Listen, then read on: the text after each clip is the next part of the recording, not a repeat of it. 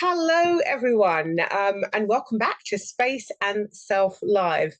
I'm Yvonne Bignall, and I'm here again with the wonderful Surabhi Kumari, architect, wellness designer, and co-creator of the Space and Self Sprint. Hi everyone, this is so lovely to see you all again. In our last session, we explored why your space feels out of sync with who you are now. And today, we are diving into something every woman talks about, but few truly experience deep, nourishing rest. Absolutely. Sleep, sweet sleep. um, But this is not just about counting hours. I think sometimes we get caught up in how many hours of sleep they get. Today, we're exploring how the quality of your rest is directly shaped by your space.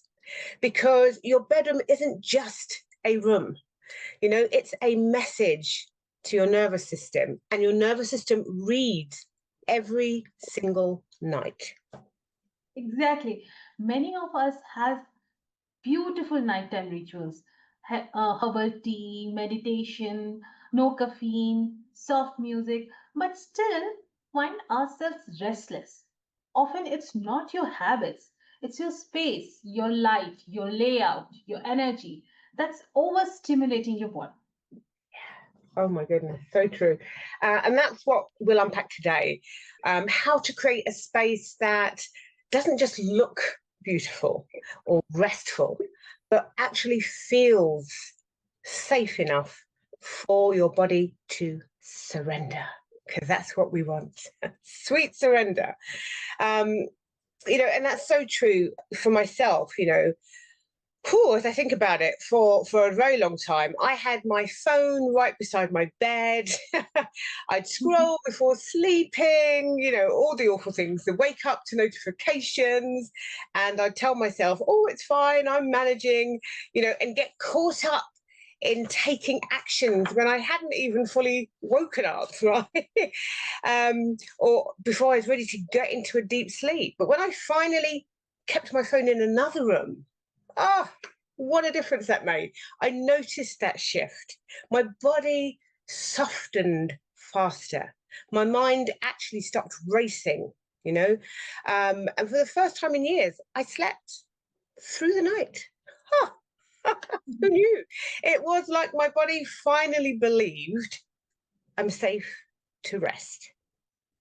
I love that, Yvonne. I remember redesigning a bedroom for a woman who had struggled insomnia for years. When I first visited, her bedside table was full files, bright white lamps, blinking chargers, all constant reminders of her alertness.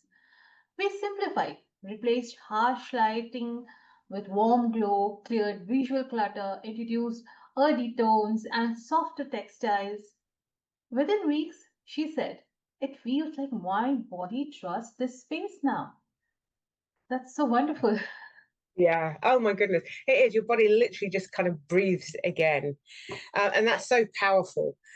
Trusting the space, because deep rest isn't about controlling sleep. Like, the body knows what to do when it comes to sleep. It's about creating the safety so that it happens naturally. Let's pause for a moment and ask everyone watching. When was the last time you woke up feeling truly refreshed? Yes. And not just, I got my 8 hours, but that deep sense of being restored. Yes. Now take a quick look around your bedroom in your mindset. What's the first thing your eyes see when you wake up? What's the last thing they see before you close them? Does your bedroom tell your body it's time to rest or stay alert? Because your environment talks to your hormones more than you realize. Bright, cold light or visual clutter, even stuff everywhere, sends wake up signals. But softness, order, dimness, they whisper to your body, you're safe now. You can let go. You can shut down. Yes. When we start seeing our rooms as part of our nervous systems, we stop fighting sleep and start inviting it. Let's talk about why this works on a biological level. Your environment directly triggers your automatic nervous system, either into flight or fight mode, or into rest or restore. Exactly. Exactly. And harsh lighting, cluttered surfaces, or active devices just keep your brain alert, right? Cortisol stays high, and your body doesn't know the day is over yet. When cortisol stays high, melatonin, the sleep hormone, can't rise properly. So even after 8 hours, you wake up feeling foggy, heavy, or still tired. Yeah. And that's why designing for sleep isn't a luxury. It may sound like one, but it really isn't, because it's part of the nervous system hygiene, right? Like brushing your teeth for your brain. I kind of like that Beautifully, image. beautifully said. The textures, the colors, sounds, even scents in your bedroom can either invite calm or provoke alertness. So think of deep rest design as creating conditions of safety through warmth, softness, and quite sensory balance. Yeah, absolutely. If your living space is an expression of your energy, then your bedroom should be the exhale, the place your day breathes out. So, with that said, let's go into some micro activities. I think this is the practical, again, the hands-on bit where you can just test some things out. Let's share some small real world shifts that you can try tonight. Why not tonight? Changes that don't require a renovation, just awareness. Here are three to start. The nightstand reset. Clear everything except what suits you. Keep only one or two calming items, maybe a book, a lamp, a crystal, or a flower. Remove tech, cables, and bright light sources. Your nightstand should say peace, not pending. Oh, I love that. Peace, not pending. Excellent. That's such a game changer. And here's another. Light the way to sleep. So swap those harsh white bulbs that many of us have for warm amber ones. Use dimmable side lamps or wall sconces instead of overheads. Warm light mimics sunset. Imagine that. Cueing your body to slow down. Your eyes and your hormones will thank you. And my personal favorite, the 5 minute wind down corner. Create a tiny sacred ritual spot in your bedroom.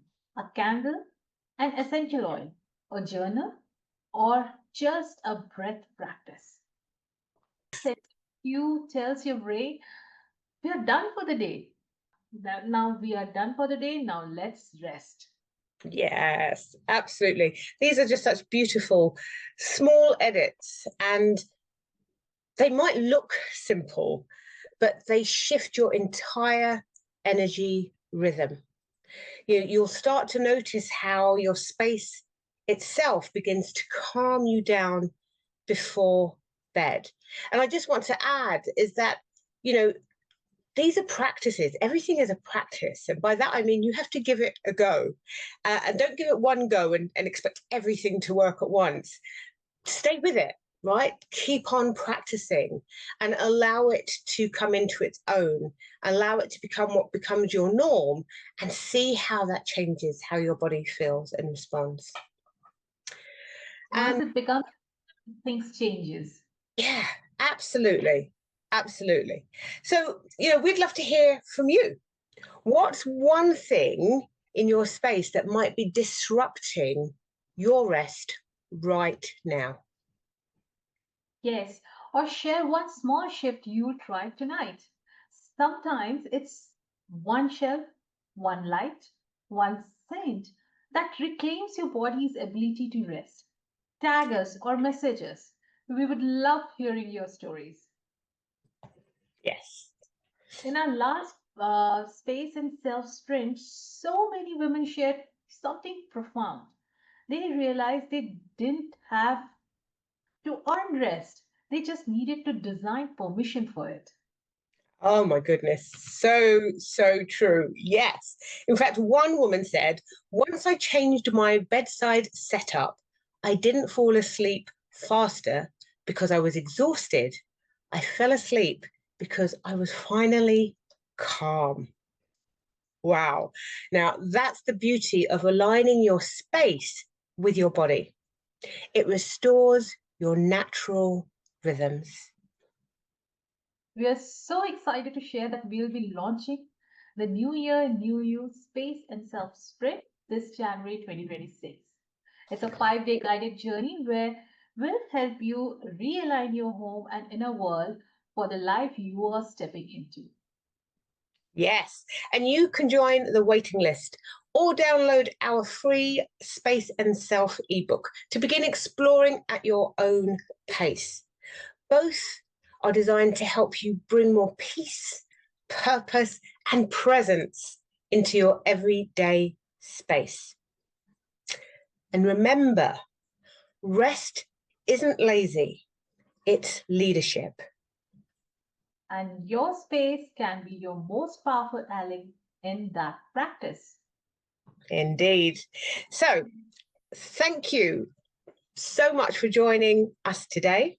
We'll see you next Thursday with our next topic, which will be nature belongs in your home because you belong in nature.